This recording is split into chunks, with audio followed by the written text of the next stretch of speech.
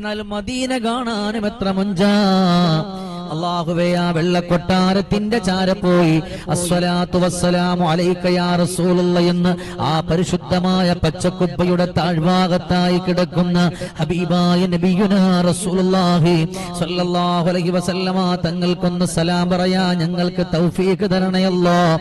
അവിടെ എത്താനുള്ള വിധി തരണേ അല്ലാഹ്. റബ്ബേ, അത് കണ്ടാലും കൊതി തീരൂല.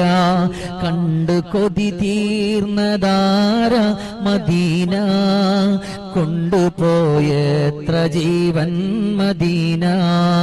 ദൂരെ ദൂരെ ദൂരെ ദൂരെ ദൂരെ ദൂരെ ദൂരെ ദൂരെ മദീന.